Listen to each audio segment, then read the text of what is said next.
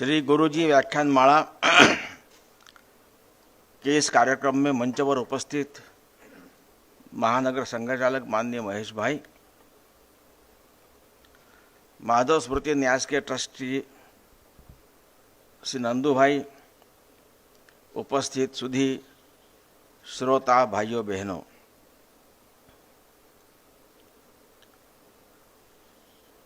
संघ संस्थापक डॉक्टर हेडगेवार जी के नाम पर इस भवन में श्री गुरुजी व्याख्यान माला का यह कार्यक्रम शायद पहली बार हो रहा होगा। योगायोग से आज 19 फरवरी को अंग्रेजी तारीख के अनुसार श्री गुरुजी का जन्मदिवस भी है। इन दोनों पुण्यात्माओं को मैं नमन करता हूँ। जैसा उल्लेख हुआ, व्याख्यान माला की शुरुआत हम सब ने साथ मिलकर की थी, मेरा भी उसमें सहभाग था। लेकिन व्याख्यान माला में वक्ता के नाते बोलने की माला मेरे गले में आएगी ऐसा मैंने कभी सोचा नहीं था। लेकिन गत वर्ष से भानु भाई उसके लिए प्रयत्न कर रहे थे, आखिर गले में आ पड़ी।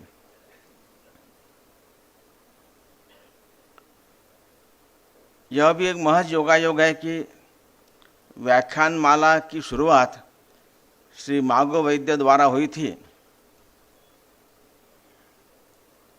अभी उनका जीवन 98 वर्षों का परिपूर्ण सक्रिय कृतार्थ जीवन पूर्ण होकर वे पूर्णत्व में विलीन हुए, उसको भी आज बराबर 2 महीने हुए हैं।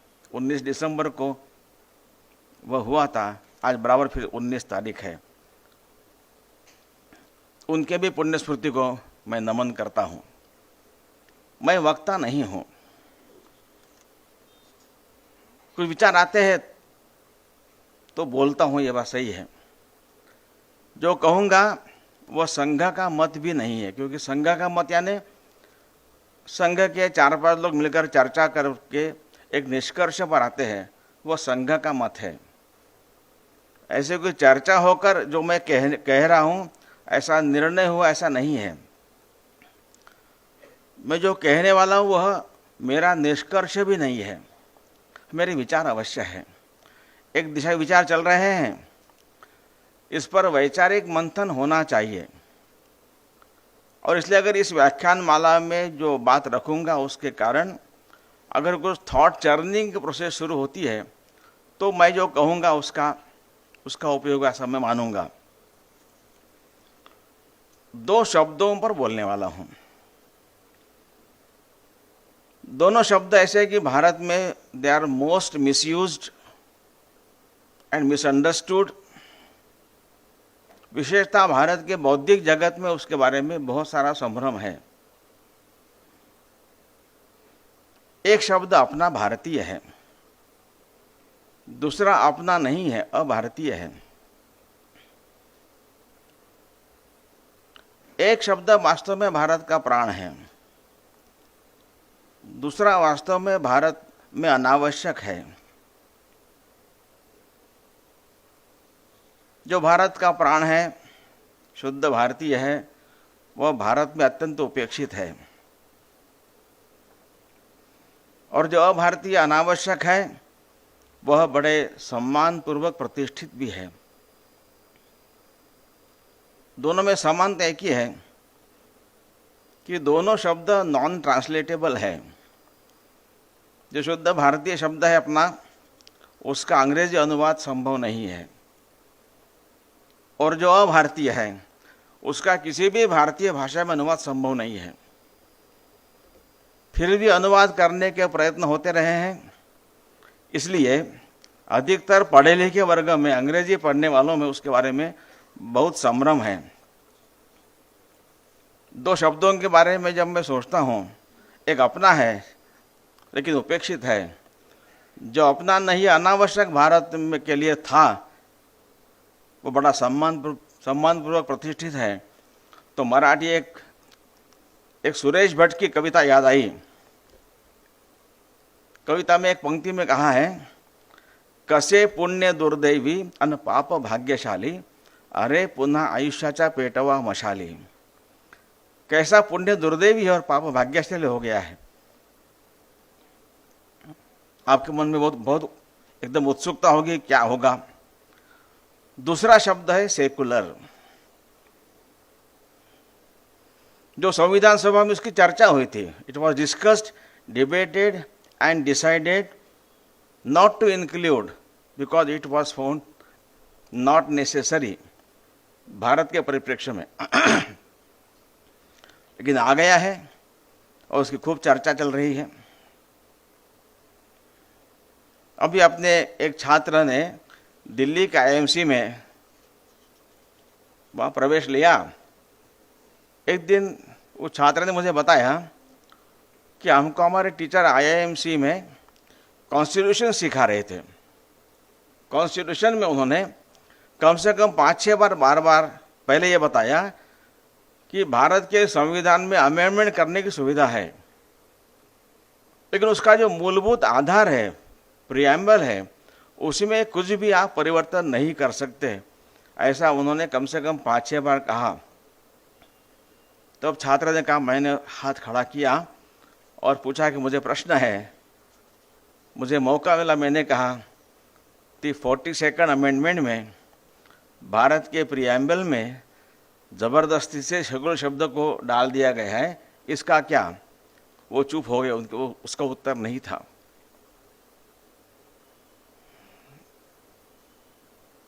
मैं कई लोगों से पूछता हूँ कि क्या आप सेकुलर हो, यदि हाँ तो क्या, क्यों, नहीं तो क्यों। उसका उत्तर ठीक नहीं मिलता, ध्यान में आया है, लेकिन इसकी चर्चा हम कल करेंगे। जो अपना शब्द है वह है धर्म। धर्म रिलीजन नहीं है। उसको रिलीजन करने से बहुत सारा संभ्रम निर्माण हुआ है। धर्म धर्म है। और भारत के निर्माण में इसके समय निर्माणकर्ताओं के मन में धर्म शब्द बहुत स्पष्ट था। उसकी चर्चा कहीं नहीं हो रही है। जैसे भारत की लोकसभा में वहां पीछे लिखा है धर्म चक्र प्रवर्तनाय। किसने लिखा? अंग्रेजों ने नहीं, संघ विश्व हिंदू परिषद ने भी नहीं। तो जो देश के निर्माता थे उन्होंने लिखा है, वहां धर्म है। राज्यसभा में है सत्यम वद धर्मम चर, वहां भी धर्म है। सुप्रीम कोर्ट का जो मोटो है वहां लिखा है यतो धर्मस्ततो जयः, वहां भी धर्म है। रॉ नाम का संगठन है, उसका ध्येय वाक्य है धर्मो रक्षति रक्षिताः, वहां भी धर्म है। इतना ही नहीं, तो अपना जो राष्ट्रध्वज है, तिरंगा है, उसमें जो चक्र है वह वास्तव में धर्म चक्र है। उसको लोग अशोक चक्र कहते हैं, वो धर्म चक्र है। इतने प्रमुख संस्थानों में, स्थानों पर सम्मानपूर्वक धर्म शब्द वहां पर बैठा हुआ है, आज भी है। उसका कुछ तो कारण होगा। क्या कारण होगा? तो धर्म शब्द का भारतीय जीवन में, चिंतन में बहुत महत्व का स्थान है। उसको, तो उस स्थान को अधोरेखित करने के लिए मुख्यतः ये हुआ होगा, ऐसा लगता है।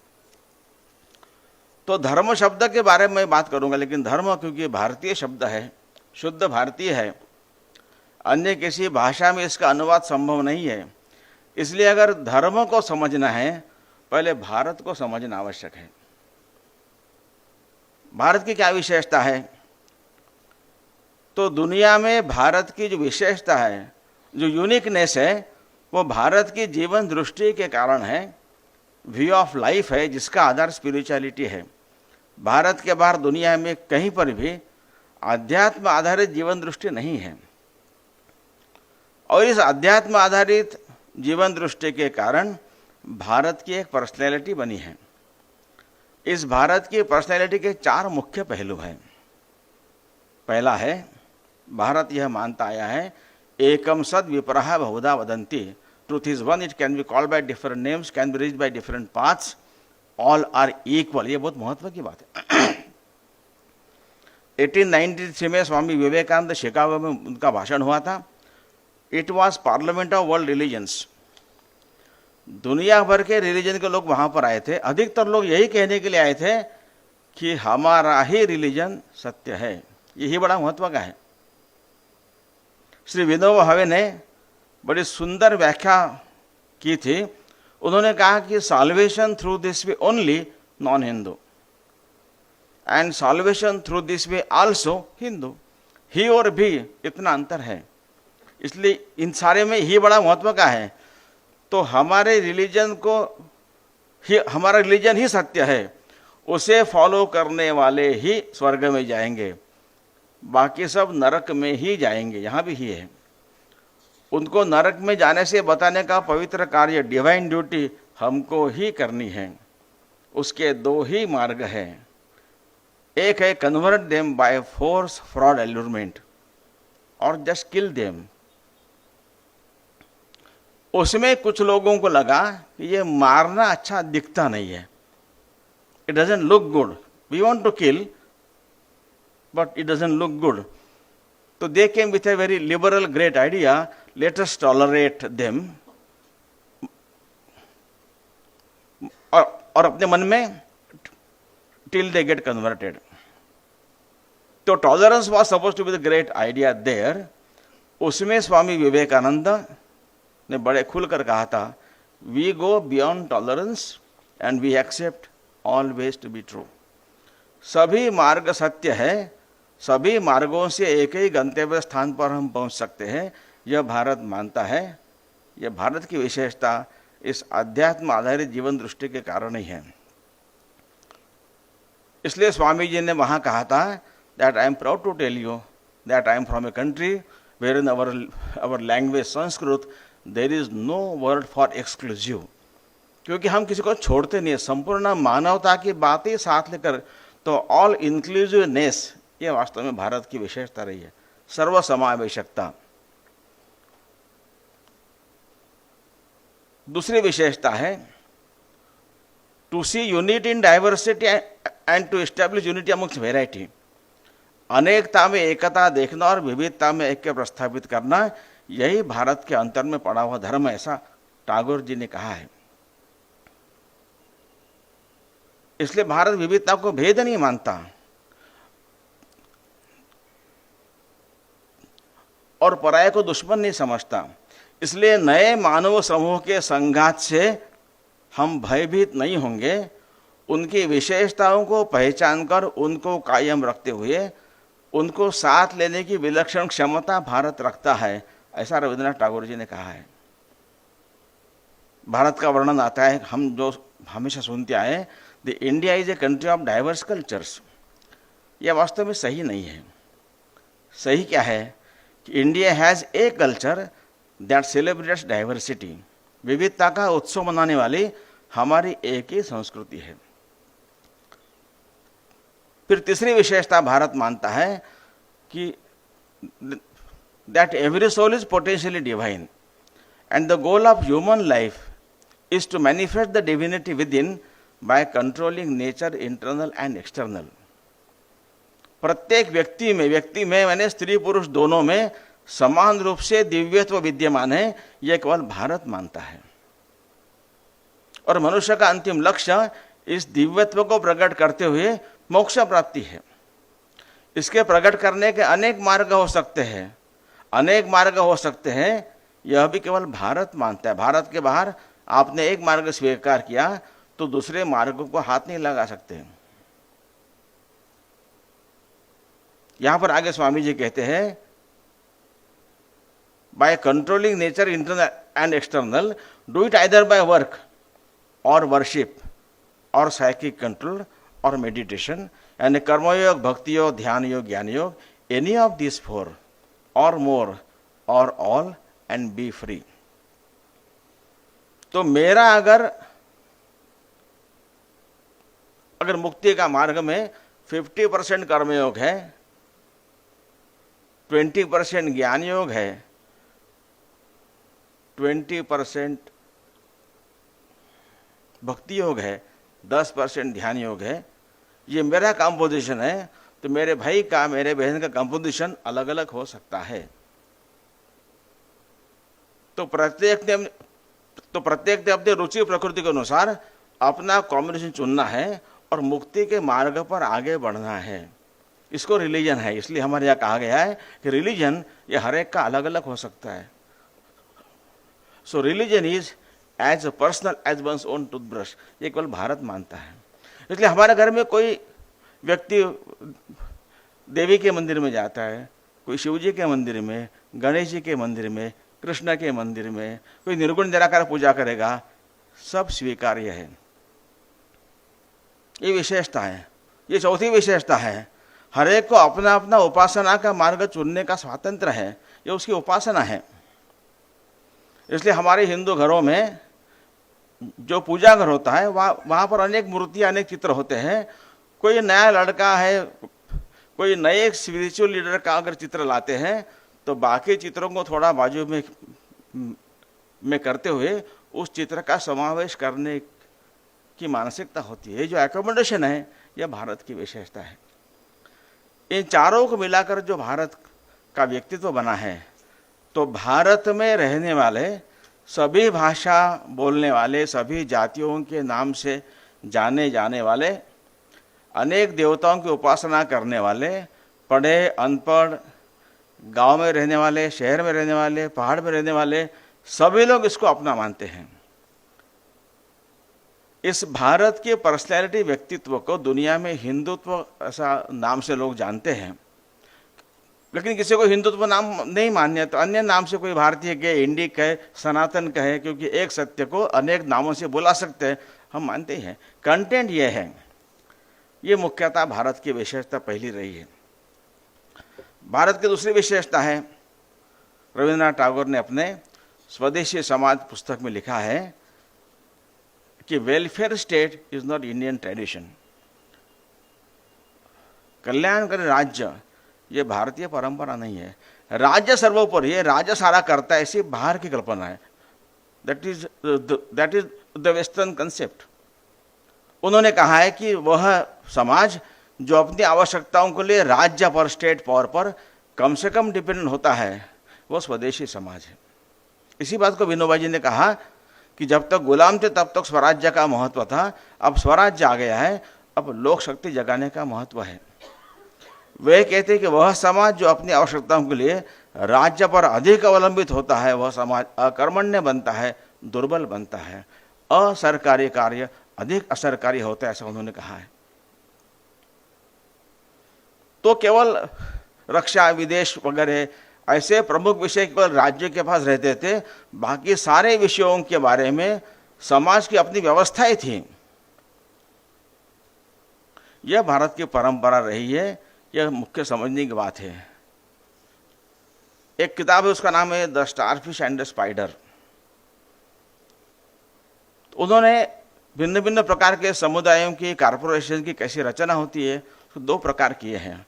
एक स्पाइडर है जो मकड़ी होती है, उसके अनेक पैर होते हैं, 2-4 पैर टूटने से उसका काम चलता है।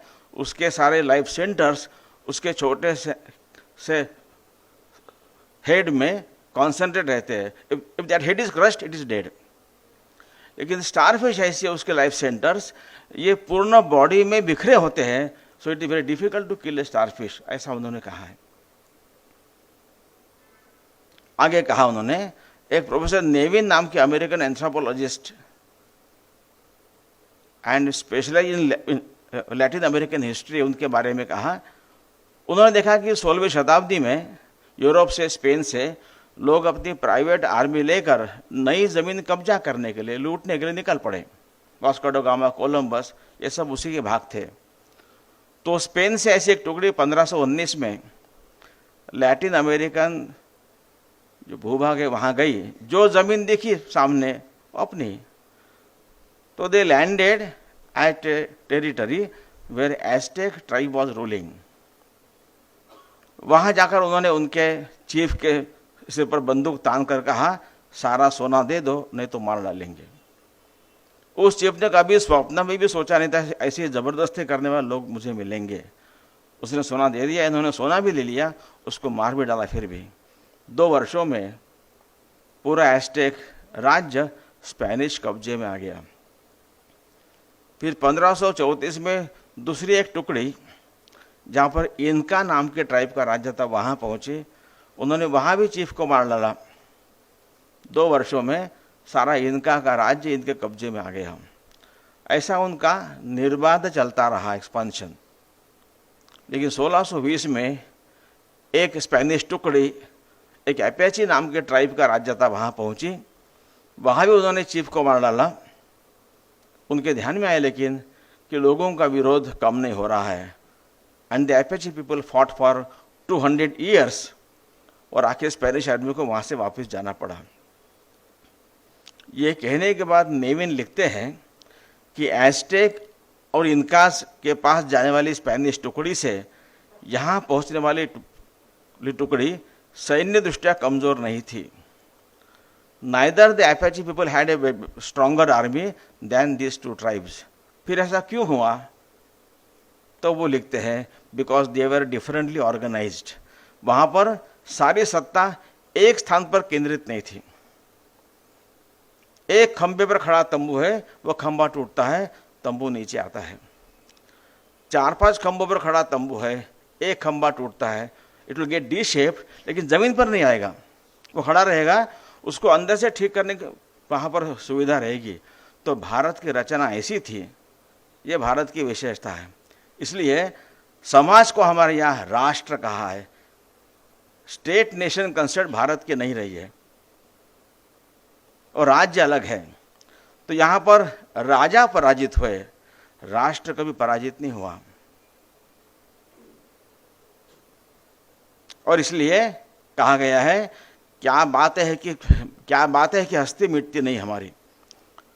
और यह जो समाज का स्वतंत्र अस्तित्व है राज्य के सिवाय, यह भारत की विशेषता है। राष्ट्र के नाते उसका आपस का ताना बाना है, संबंध है, रचनाएं हैं, और यह अनेक वर्षों के परिश्रम के बाद निर्माण होता है। ऐसा खड़ा करने में, ऐसा राष्ट्र गढ़ने में, खड़ा करने में पीढ़ियां लग जाती है। अभी जो कोरोना काल चल रहा था, वह हमने देखा, बाकी भी हमारे यहाँ बाढ़ हो, भूकंप हो, ऐसे कोई आपत्ति आती है, अन्य देशों में, पश्चिम के देशों में सारी व्यवस्था सरकारी मशीनरी करती है। लेकिन भारत में उतनी मात्रा में समाज भी सक्रिय होता है, और भूकंप और बाढ़ के समय सहायता करना अलग बात है। कोरोना में खुद को इन्फेक्शन होने की संभावना को ध्यान में रखते हुए भी इतनी बड़ी मात्रा में संघ स्वयंसेवक सक्रिय हुए फ्रॉम डे 1। करीब 4.5 लाख स्वयंसेवकों ने संपूर्ण भारत में सक्रियता दिखाई है। तो जो सरकारी कर्मचारी थे, नर्सेस थे, डॉक्टर थे, सुरक्षा कर्मी थे, उनका तो दायित्व ही था। उन्होंने भी खूब अच्छा काम किया है, और कई ने अपनी जान गंवाई है। इसलिए उनको कोरोना वॉरियर का नाम देना एकदम योग्य है।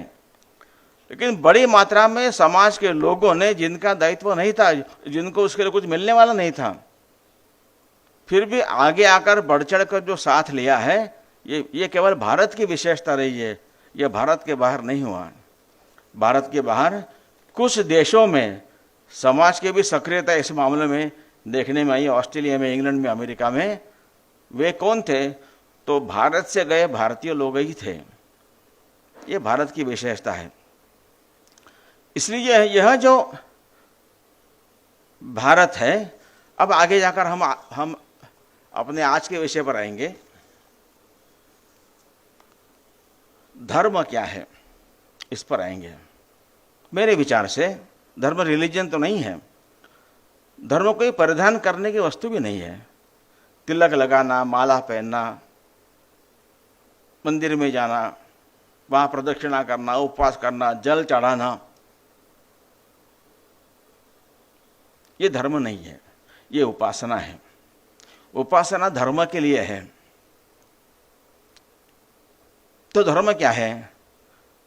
तो आंखें खोलो, open your eyes and close your capital I. मैं को छोटा करो। मैं छोटा होता है, आंखें खुलते ही हम का दायरा बड़ा होता है। The circumference of we expands. और जो हमारे नहीं है, अपने नहीं है, वे भी हमको अपने लगने लगते हैं। ऐसों के लिए अपना मानकर कुछ करना देना, इसको धर्म कहा गया है। यह दायरा मैं, मेरा कुटुंब, मेरा परिवार, यहां तक तो सहज आसान है। लेकिन मैं से हम की यात्रा में मेरा कुटुंब, मेरा परिवार, ये पहली स्टेप है। उसके आगे मेरा आस पड़ोस है, मेरा गांव है, मेरे राज्य के लोग हैं, मेरे देश के लोग हैं, संपूर्ण मानवता है, मानवेतर चराचर सृष्टि है। यहां तक यह दायरा बढ़ते जाता है और सारे चराचर में वही चैतन्य व्याप्त जो मुझ में है। ईशावास्यम इदम सर्वम, इसकी अनुभूति होना यानी वास्तव में मोक्ष प्राप्ति है। यहां तक आदमी पहुंच सकता है। इसलिए तुकाराम महाराज कहते हैं, वृक्षवल्ली अमा सोयरे वनचरे। वृक्ष, वेली और वनचर जानवर जंगल के, ये मेरे सगे हैं, ऐसा मुझे लगता है। संत नामदेव रोटी खाने के लिए बैठे थे, एक कुत्ते आकर रोटी झुठला कर लेकर भागने लगा, उसके पीछे ये दौड़े, पत्थर लेकर नहीं। तो घी की कटोरी लगा रहे, भाई सूखी रोटी है, तकलीफ होगी, घी लगा के खाओ, ऐसी कहानी है। तो ये मैं को छोटा करते हुए हम का दायरा बढ़ाना और समाज को अपना मानकर देना मतलब धर्म है। ये मुख्य बात है। इसलिए मेरे लिए मकान बना तो मेरा मकान है, लोगों के रहने के लिए मकान बनता है, उसको धर्मशाला कहते हैं। वो रिलीजन नहीं है, लोगों के लिए है। धर्मादाय दवाखाना होता है, लंगर होता है, गर्मी के दिनों में प्याऊ चलते हैं। धर्म की विशेषता ऐसी है, धर्म डज नॉट डिस्क्रिमिनेट, ये भेदभाव नहीं करता है। धर्म connects with all, unites all, binds all and holds all together, ये धर्म है। तो धर्म भेदभाव नहीं करता है। अगर जगह है तो धर्मशाला में जगह मिलेगी, भूखा है खाना मिलेगा, बीमार है दवा मिलेगी, वहां भेदभाव नहीं है। भगीरथ निवेदन ने कहा कि वह समाज जो अपने परिश्रम का पारिश्रमिक अपने ही पास न रखकर समाज को देता है, ऐसे समाज के पास एकत्र हुए पारिश्रमिक के पूंजी पर समाज संपन्न समृद्ध बनता है। ये धर्म की बात है। और जब समाज संपन्न समृद्ध बनता है तो समाज के हर व्यक्ति संपन्न समृद्ध बनती है, बिकॉज धर्म डज नॉट डिस्क्रिमिनेट।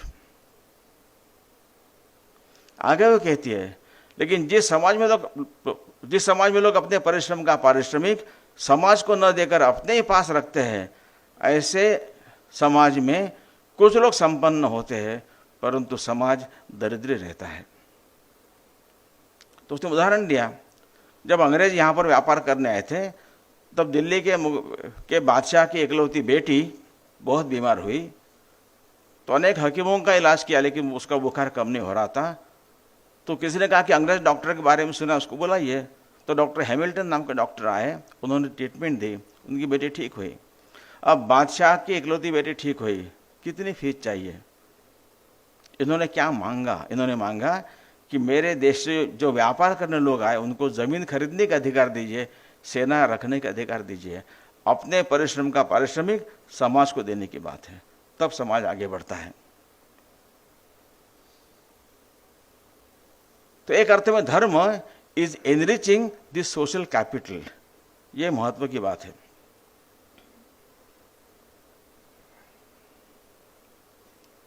एक अमृताल वेगड़ नाम के लेखक नर्मदा परिक्रमा करने वाले थे, वे अच्छे चित्रकार थे। तो शांति निकेतन में नंदलाल बोस नाम के जग विख्यात चित्रकार के पास चित्रकला सीखने गए। 5 साल वहां रहकर जब लौटे तब नंदलाल जी के पैर छुए उन्होंने। नंदलाल जी ने उनको जो आशीर्वाद दिया, शब्द बड़े महत्व के। उन्होंने कहा, बेटा तेरा जीवन सफल न हो, ऐसे को आशीर्वाद देता है। Let your life be not successful, ऐसा दिया आशीर्वाद। आगे कहा कि सफल होने वालों की दुनिया में कोई कमी नहीं है, उनके नाम रोज अखबार में छपकर आते हैं। फिर कहा तुम अपना जीवन सार्थक करना। तो सार्थकता का अर्थ समझाते हैं कि समाज से हमको बहुत मिलता है, मुझे समाज को वापस लौटाने का प्रयत्न करना, यह जीवन सार्थक करने का मर्म है, यानी धर्म करने की बात है। अपने विवेकानंद केंद्र की प्रार्थना में एक श्लोक है, जीवने यावत आदानम स्यात् प्रदानम ततोधिकम इत्येषा प्रार्थना अस्माकं भगवन् परिपूर्यताम। यानी जीवन में जितना हम लेते हैं उससे अधिक हम समाज को दें, लौटाएं। यह मेरी प्रार्थना है भगवान, तुम पूर्ण करो। तो इसमें से तो समाज को अपना मानकर समाज को देना, जिसके पास जो है वो दे। एक संग गीत में कहा, जिसमें देश हमें देता है सब कुछ, हम भी तो कुछ देना सीखे। उसमें कहा जो अनपढ़ है उन्हें सिखाए, जो चुप है उनको वाणी दे, पिछड़ गए जो उन्हें बढ़ाए, समरसता का भाव जगाए, हम मेहनत के दीप जलाकर नया उजाला करना सीखे। जिसके पास जो है वो दे सकता है। तो एक मराठी कविता में कहा कि जिनके बगीचे में फूल खिले उन्होंने 2 फूल देने चाहिए, जिनके कंठ में स्वर है उन्होंने 2 गीत गाने चाहिए, सूर्य कुल से जिनका रिश्ता उन्होंने थोड़ा उजाला देना चाहिए, सदियों का अंधकार है वहां प्रकाश का गांव बसाना चाहिए, जिनके आंगन में बादल झुके उन्होंने थोड़ा जल देना चाहिए, अपना सीमंत हृदय उन्होंने खाली करके फिर से भर लेना चाहिए, आसमान जितनी जिनकी ऊंचाई उन्होंने थोड़ा नीचे झुकना चाहिए, जिनके जन्म मिट्टी में ही मैले हुए उन्हें उठाकर गोद में लेना चाहिए। तो समाज में यह काम सहज चलते रहता है, खूब लोग करते रहते हैं। ऐसा समाज को अपना मानकर समाज के लिए देना, जब धर्म चक्र की बात करते हो तो धर्म चक्र है तो चक्र ये घूमने के लिए होता है। It must move, the wheel must move. कैसे चलेगा, इसको क्या पुश करेगा? Every such small act of dharma gives a push to the wheel of dharma and it moves. ये महत्व की बात है। ऐसे अनेक उदाहरण है। जब 88 में के समय गुजरात में, विशेषतः सौराष्ट्र में बहुत 3 साल तक लगातार जब दुष्काल था, तब यहां से सुखड़ी बनाकर वहां पर भेजते थे। तब मैं बड़ौदा में था प्रचारक। अनेक घरों से सुखड़ी बनकर वहां पर आती थी, उसके पैक करके उसको वहां पर भेजनी थी। तो वहां पर सुखड़ी के ऐसे जो पैकेट से पैक करके रखे थे, एक बूढ़ी भिखारन जैसी एक महिला लकड़ी टेकते टेकते आई। वहां के जो कार्यकर्ताओं ने पूछा तो उसने कहा सुखड़ी। तब इन्होंने कहा माँ जी ये यहाँ के लिए नहीं है, उधर भेजना है सौराष्ट्र में जहां पर अकाल हुआ है। वो एक्चुअली भिखारन नहीं थी। उसने कहा बेटा मैं मांगने नहीं देने आई हूँ। तो साड़ी के पल्लू में से छोटी सी एक पुड़िया निकाली, उसमें सुखड़ी थी। अगले दिन के भीख में से जो मिला था उसमें से सुखड़ी बनाकर वो देने आई थी। So she could connect herself with the people there, और मुझे देना है। यहाँ पर कर्णावती में एक बहन है जिनके परिवार में कपड़े का व्यापार है, कॉटन का व्यापार है, देवी की भक्त है। तो हर महीने अंबाजी जाती है और एक बार पैदल जाती है। वहाँ जब गब्बर चढ़ते तो ध्यान में आया अनेक लड़के लड़के वहाँ पर भीख मांगते रहती है। इनको विचार आया इनका पढ़ने का समय है, इनकी पढ़ने की आयु है, तो पढ़ते क्यों नहीं है। उनसे बात की, उनके पेरेंट्स से बात की। उन्होंने कहा कि इनके लिए पढ़ने की सारी व्यवस्था, फीस वगैरह मैं दूंगी, लेकिन इनको आप पढ़ने के लिए भेजिए।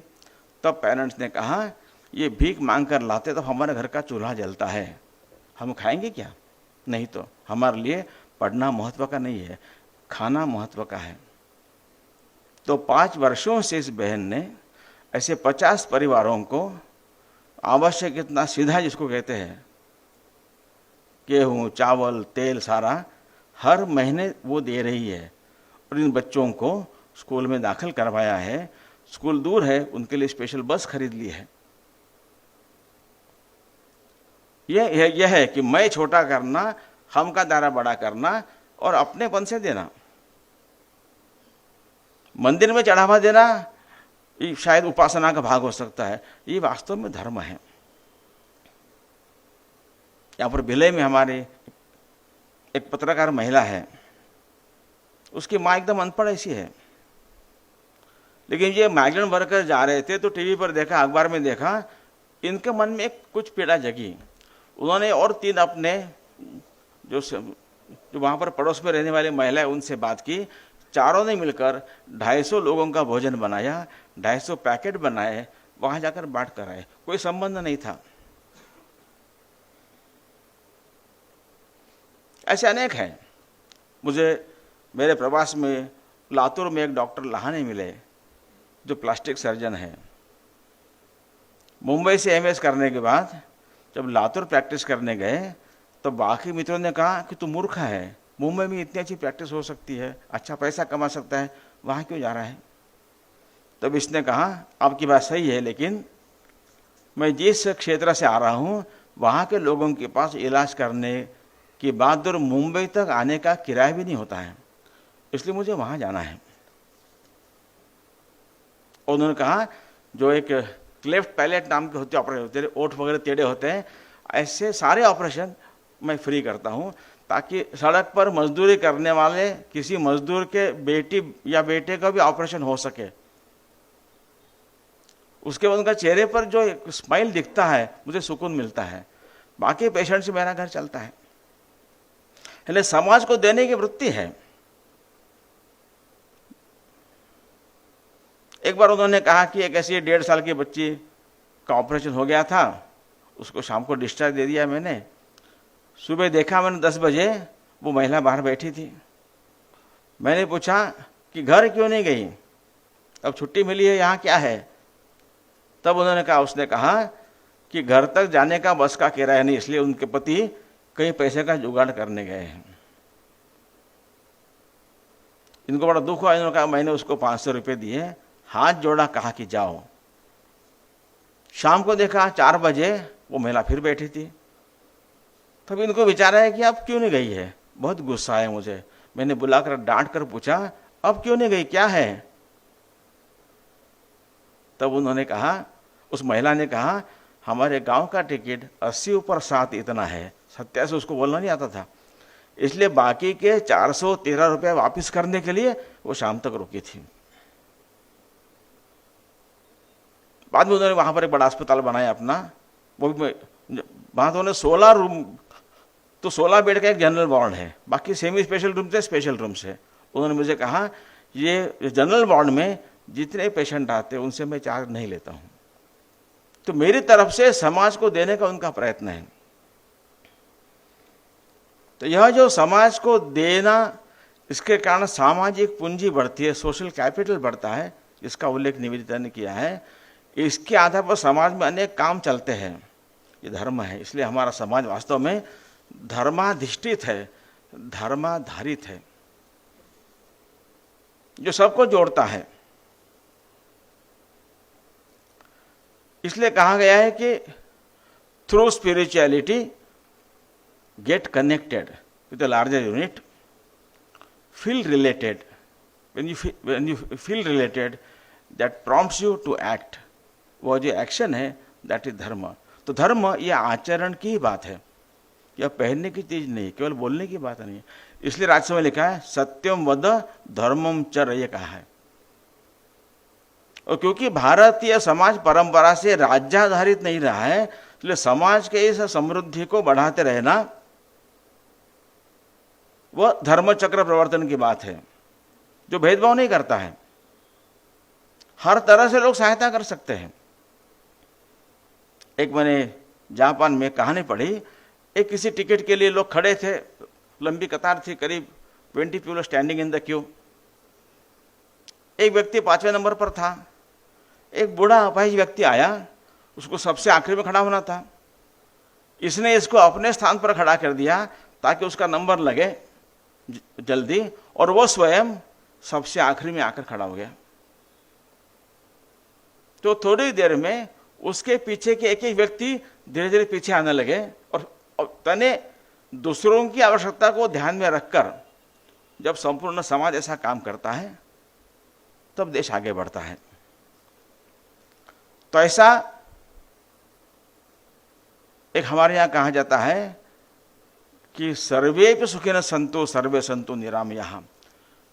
तो अपि शब्द है, उसमें कौन आते हैं? तो कहा कि बाल वृद्ध रुग्ण अशक्त गुणहीन ये उसमें आते हैं। ये भी सुखी हो, इसकी गारंटी क्या है? इसकी गारंटी धर्म है। बाकी देशों में वेलफेयर स्टेट है, यहां धर्म है। ऐसे असंख्य काम चल रहे हैं। यह जो समाज का जो पुरुषार्थ है, इसलिए हमारे यहाँ कहा है, अब ये सेकुलरिज्म के आने के कारण, उसका अनुवाद धर्म निरपेक्ष करने के कारण धर्म की चर्चा कहीं नहीं हो रही है। धर्म को रिलीजन मान लिया है, कम्युनल मान लिया है, उसकी चर्चा हम कल करेंगे। वास्तव में धर्म ये सबको जोड़ने वाला, सबको साथ रखने वाला धर्म, मतलब बैलेंस है।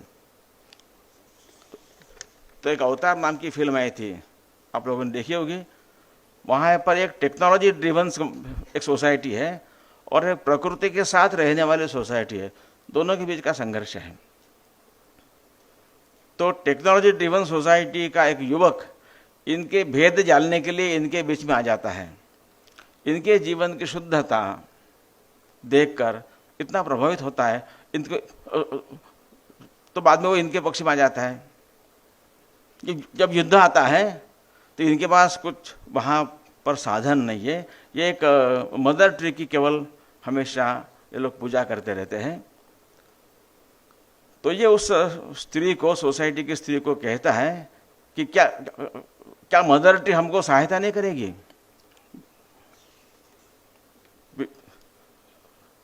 So will this mother tree not help us in this war?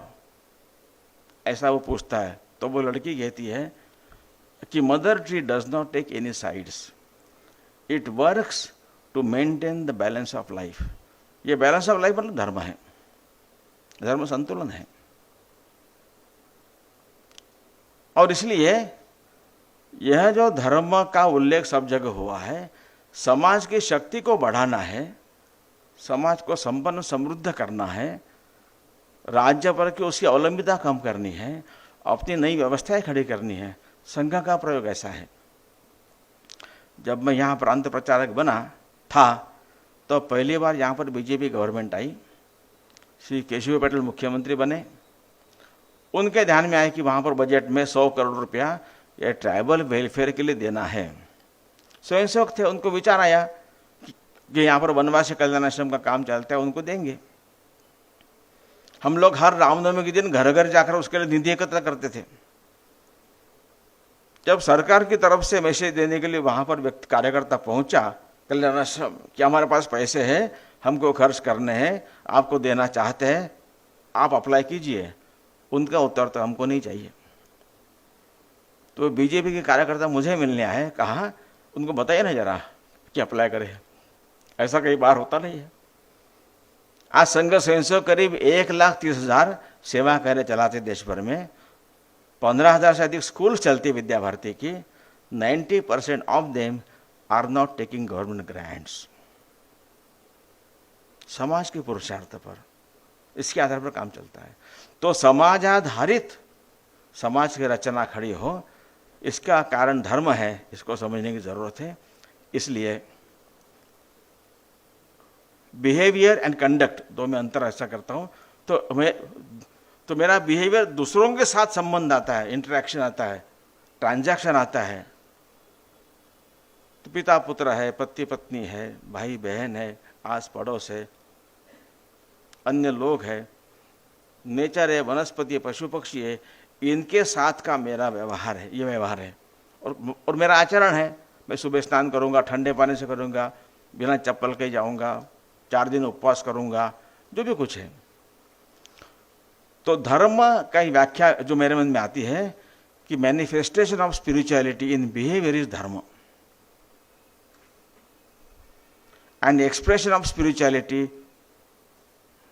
In conduct is religion या उपासना।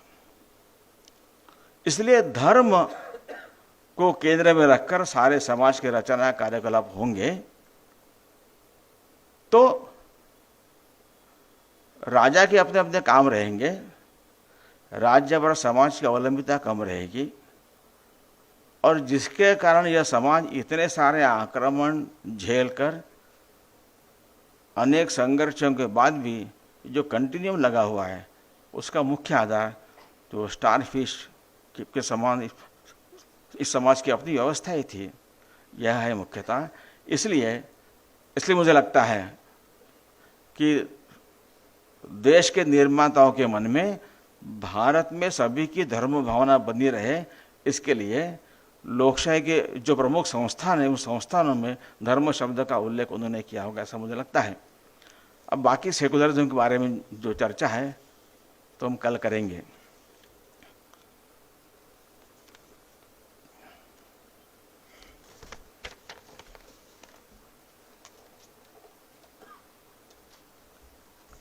માધવ સ્મૃતિ ન્યાસ વ્યાખ્યાનમાળાના આજના દિવસના આપણે અંત તરફ જઈ રહીએ છીએ।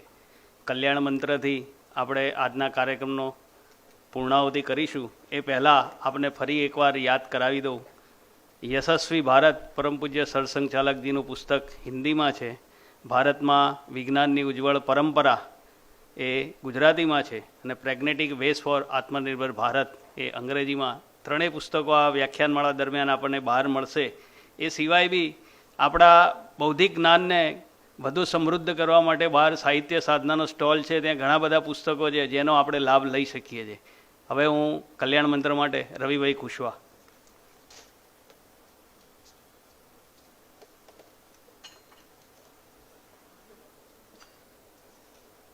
કલ્યાણ મંત્ર લીડ ફોલોમાં કરાવું છું, પાછળ દોરાઈશું। સર્વે ભવન્તુ સુખિનઃ, સર્વે સંતુ નિરામયા, સર્વે ભદ્રાણિ પશ્યन्तु, मा कश्चित् दुख भाग भवेत्। ओम शांति शांति शांति।